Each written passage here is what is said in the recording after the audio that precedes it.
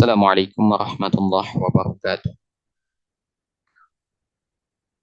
Alhamdulillah alladzi bi ni'matihi tatimmu shalihat.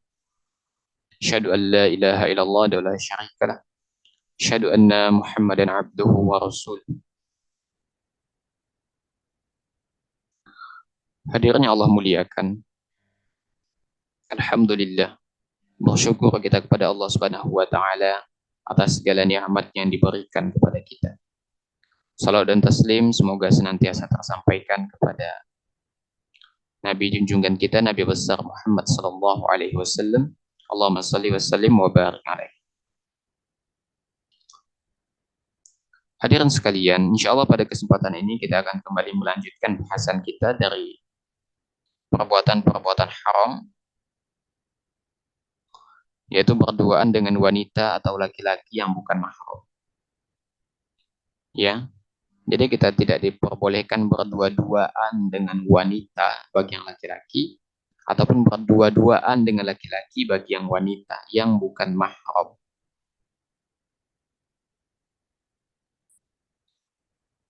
Hadirin sekalian,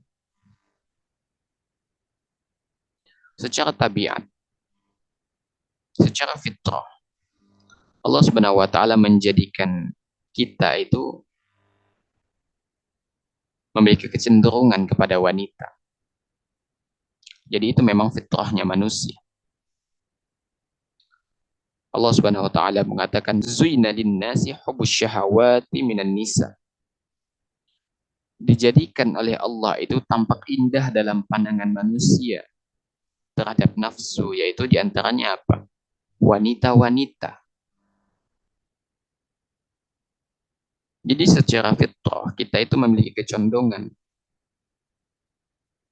untuk secara syahwat kepada wanita.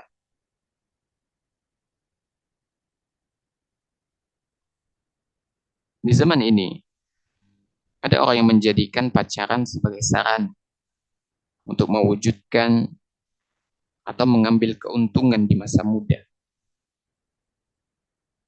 Tanpa mereka sadari, sejatinya mereka sedang mengukir keburukan di masa muda, di mana mereka menjadikan pacaran sebagai sarana untuk memuaskan hasrat mereka.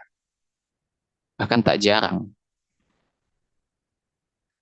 mereka melalui pacaran itu akhirnya jatuh dalam perzinahan. Makanya kalau kita melihat data yang ada, di atas 50% wanita itu pernah melakukan hubungan badan yang belum menikah. Ini kan sesuatu yang mengkhawatirkan. Dan kita miris tentu ketika membaca berita yang seperti ini. Ini menunjukkan bahwasanya apa? Penting bagi kita untuk mendekatkan diri kepada Allah. Penting bagi kita untuk membatasi pergaulan dengan wanita. Jangan sampai kebablasan. Hadirin sekalian, di sini Syaikhul menukil dua dalil berkaitan dengan larangan berdua-duaan dengan wanita atau wanita berdua-duaan dengan laki-laki yang bukan mahram. Kata Nabi alaihi salatu wassalam, la yakhluwanna rajulun bimra'atin illa kana thalithuhuma syaitan. Tidaklah seorang laki-laki berduaan dengan seorang wanita yang bukan mahram, melainkan yang ketiganya adalah setan. Ini diriwayatkan oleh At-Tirmidzi. Jadi benar, kalau dua orang berdua-duaan itu cowok cewek, yang ketiganya itu setan. Syaitan akan menjadi penengah di antara keduanya dan akan mengarahkan mereka pada perkara yang haram.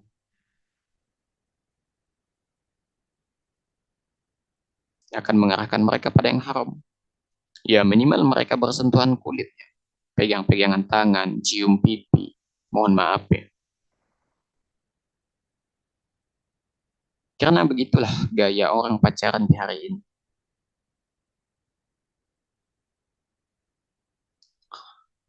Mereka berdua-duaan, ya, Namun demikian, larangan berdua-duaan di sini adalah ketika berada di tempat yang tertutup, di mana hanya mereka berdua saja yang ada di situ. Tapi kalau di tempat umum, maka Nabi SAW pun pernah ya berbicara dengan sebagian sahabat, tapi bukan di tempat tertutup, di tempat terbuka, di tempat umum. Larangan ini ya itu berdua-duaan di tempat tertutup, dalam sebuah ruangan hanya berdua saja, nggak ada orang lain. Itu yang tidak boleh. Tapi kalau misalnya ada keperluan, maka boleh. Itu pun di tempat umum, bukan di dalam ruangan yang sifatnya privat.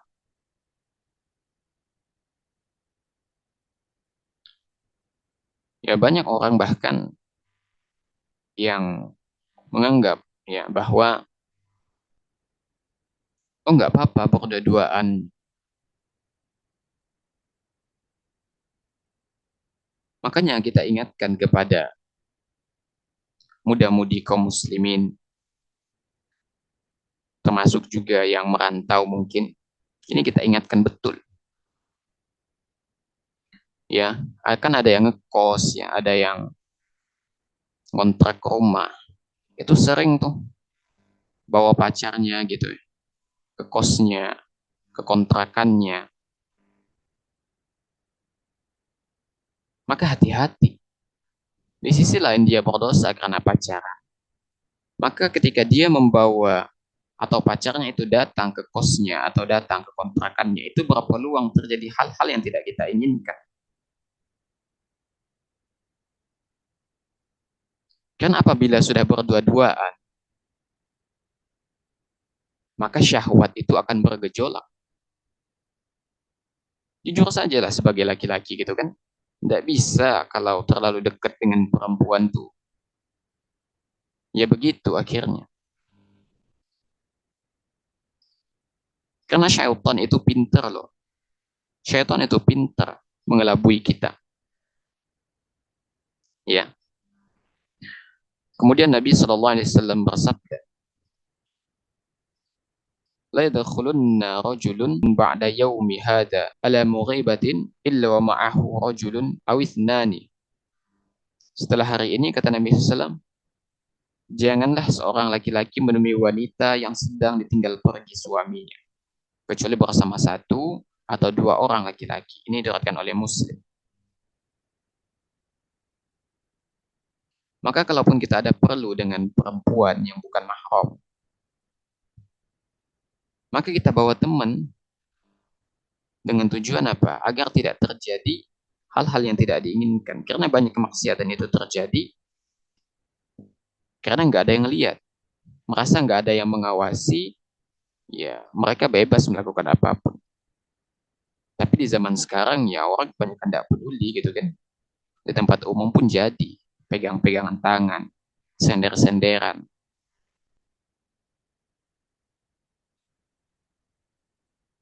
Maka kalau misalnya ada keperluan ya seperti ke dokter, seperti apa lagi, di tempat pekerjaan, misalnya bertemu bos di dalam ruangannya, maka pastikan ada yang menemani. Pastikan tidak hanya berdua begitu. Pastikan ada orang ketiga. Pastikan itu.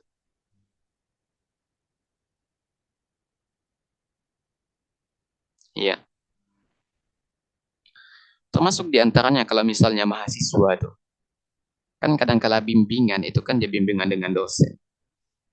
Maka pastikan bimbingan itu tidak lepas dari pengawasan orang lain begitu. Jangan sampai dia bimbingan ya laki-laki dan perempuan di tempat yang tidak ada yang mengawasi mereka.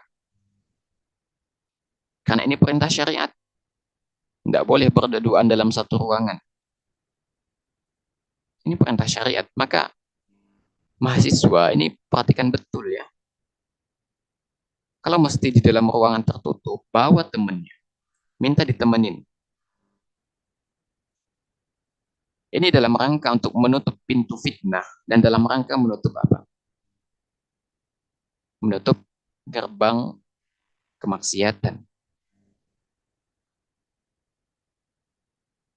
Karena wanita itu adalah sumber fitnah bagi laki-laki.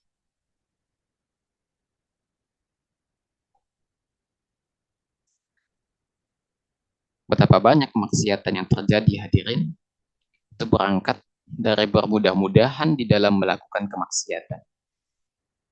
Dia bermudah-mudahan dalam bermaksiat.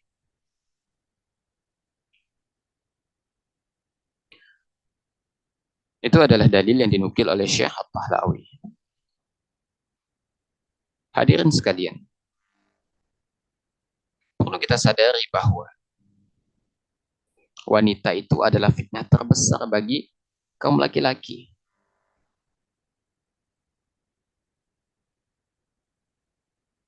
Siapa yang menyebabkan Nabi Adam keluar dari surga? Wanita. Itu menunjukkan besarnya fitnah seorang wanita. Atau misalnya Nabi Yusuf itu dipenjara karena siapa? Siapa yang menyebabkan Nabi Yusuf dipenjara? Wanita juga. Bayangkan sekelas Nabi pun secara fitrah mereka itu cenderung juga kepada wanita.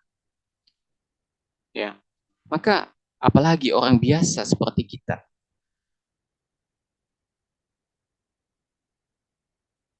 Kita merasa aman dari fitnah wanita.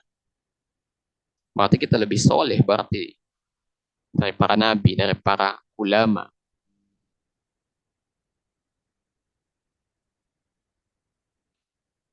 Kata Nabi alaihi salatu wassalam, "Ma taraktu ba'di fitnatan adaru 'ala rijali minan nisa."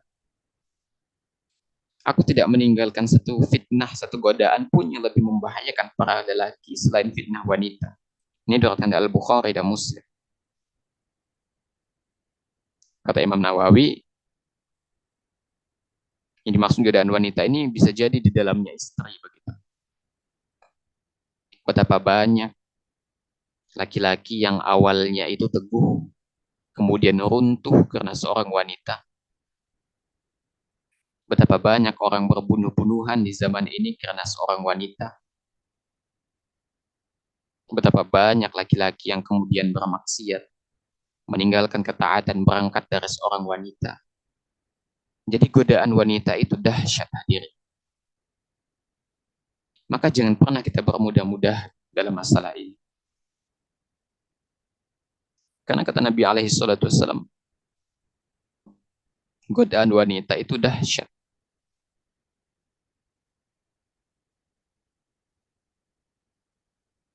Dan Bani Israel, antum tahu Bani Israel, mereka kaum yang keras kepala. Bahkan masih bisa kita lihat bagaimana keras kepalanya mereka, bagaimana pembangkangan mereka. Kita masih bisa saksikan di zaman sekarang. Namun ternyata di balik kerasnya mereka, di balik pembangkangan yang mereka lakukan, ternyata wanita merupakan salah satu faktor yang membuat mereka hancur. Apa kata Nabi alaihi salatu wassalam? Fattaqud dunya wattaqun nisa. Waspada dengan dunia. Dan begitu pula hendaknya kita waspada dari wanita. Fa inna awwala fitnati bani Israil kanat fin nisa. Karena sesungguhnya cobaan yang menimpa Bani Israel pertama kali adalah karena sebab godaan wanita. Ini diriwayatkan oleh Muslim. Bahkan orang yang kita kenal merusak, keras kepala, pembangkang, ternyata mereka juga bisa rusak oleh wanita. Mereka juga bisa rusak. Maka siapa sih yang bisa terlepas dari fitnahnya wanita? Tidak ada. Kecuali orang yang benar dijaga oleh Allah Subhanahu wa taala. Seperti para nabi, para rasul. Dan kata Nabi alaihi salatu wassalam, godaan wanita itu pun saking kuatnya dia bisa menggoyahkan bahkan orang yang berilmu sekalipun. Seorang ulama itu bisa digoyahkan oleh fitnah wanita. Kata Nabi alaihi salatu wassalam, tidaklah aku pernah melihat orang yang kurang akalan agamanya sehingga dapat menghilangkan akal laki-laki yang teguh selain salah satu di antara kalian, wahai wanita. Ini diriwayatkan oleh Al-Bukhari. Jadi wanita itu rupanya juga bisa menggoyahkan orang yang kokoh dalam beragama. Makanya para ustadz itu jangan dikira nggak bisa goyah, bisa. Hanya saja kita ya berusaha untuk sama-sama menjaga diri begitu. Jangan sampai terjatuh dalam perkara yang dimurkai oleh Allah Subhanahu wa taala. Kita semua tahu kisahnya Nabi Yusuf alaihissalam. Nabi Yusuf itu muda, seorang nabi, ganteng. Dan ketika difitnah, digoda oleh seorang wanita yang dikenal dengan Zulaiha itu. Ini digambarkan oleh Al-Quran bahwa rupanya Nabi Yusuf pun mulai terfitnah. Karena bagaimanapun Nabi Yusuf itu juga laki-laki yang mempunyai kecenderungan kepada wanita. Akan tetapi Allah jaga Nabi Yusuf. Kata Allah Subhanahu wa taala, "Wa laqad hamat bihi wa hamma biha laula an ra'a burhana rabbih kadzalika linasrif anhu as-su'a wal fahsya'a innahu min ibadinal mukhlasin." Sesungguhnya wanita itu telah bermaksud melakukan perbuatan itu dengan Yusuf, dan Yusuf pun bermaksud melakukan pula dengan wanita itu. Andai kata Allah, Yusuf tidak melihat tanda dari Tuhan, demikianlah agar kami memalingkan daripadanya kemungkaran dan kekejian. Sesungguhnya Yusuf itu termasuk hamba kami yang terpilih. Ini Yusuf ayat 24. Jadi Nabi Yusuf pun terfitnah dengan seorang wanita. Namun demikian Allah Subhanahu wa taala selamatkan Nabi Yusuf. Allah berikan burhan kepada Nabi Yusuf. Allah perlihatkan tanda-tanda sehingga Nabi Yusuf segera ingat kepada Allah Subhanahu wa taala, dan kita mengetahui apa yang terjadi kemudian. Nabi Yusuf dituduh, ya akhirnya dipenjara dan seterusnya dan seterusnya. Ini berangkat dari apa? Berangkat dari fitnahnya wanita. Ya. Dan para ulama seperti Hasan Al-Basri, As-Sudi, dan para pakar tafsir pada umumnya mengatakan bahwasanya ayat ini menjelaskan bahwa Nabi Yusuf itu sudah punya keinginan untuk melakukan jima begitu. Begitu pula dengan Zulaiha, berangkat dari godaan Zulaiha. Tapi Allah Subhanahu wa taala tolong Nabi Yusuf sehingga perzinahan itu tidak terjadi. Bayangkan Nabi Yusuf saja tergoda dan Allah tolong Nabi Yusuf. Bagaimana dengan kita di zaman ini? Kita merasa aman dari fitnah wanita. Ya. Bahkan Syekh Muhammad Amin Asy-Syinkiti itu mengatakan rahimahullah taala, beliau mengatakan bahwa fitnah wanita itu bisa lebih berat dari fitnahnya setan, dari godaan setan. Godaan wanita itu bisa lebih berat dari godaan syaitan. Di antara dalil yang beliau kemukakan itu firman Allah Subhanahu wa taala. Apa? Inna kaida syaitani kana dha'ifa. Tipu daya setan itu lemah, kata Allah. Ini An-Nisa ayat 76. Jadi tipu daya setan itu lemah. Sedangkan kata beliau dalam ayat lainnya, Allah berbicara tentang tipu daya atau fitnah wanita. Inna kaidakunna azim. Sesungguhnya tipu daya wanita itu begitu besar. Ini Yusuf ayat 28. Lalu beliau menjelaskan apa? An-Nisa ayat 76 ini ya, yang dipadukan dengan Yusuf ayat 28 ini menunjukkan akan menghasilkan bahwa tipu daya wanita itu lebih dahsyat dari tipu daya syaitan. Itu kata beliau. Ini bukan berarti kita meremehkan tipu daya syaitan, ya, tidak. Tapi jika dibandingkan ternyata tipu daya wanita itu jauh lebih besar dari tipu daya syaitan. Maka ini anak kira ya penting ya untuk kita perhatikan.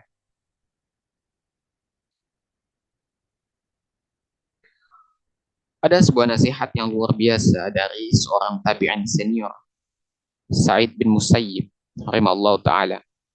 Beliau mengatakan bahwa tidaklah setan berputus asa untuk menaklukkan manusia, kecuali dia akan datang memperdayakannya dengan wanita. Ini kata beliau. Jadi kalau syaitan itu sudah tidak bisa lagi mengganggu, menggoyahkan seorang laki-laki, maka syaitan akan datangkan seorang wanita untuk menggoyahkannya. Ya dan kita lihatlah ya, Nabi Yusuf itu goyah karena siapa? Nabi Adam itu goyah karena siapa? Banyak orang itu berbunuhan karena wanita. Itu berangkat dari fitnah wanita.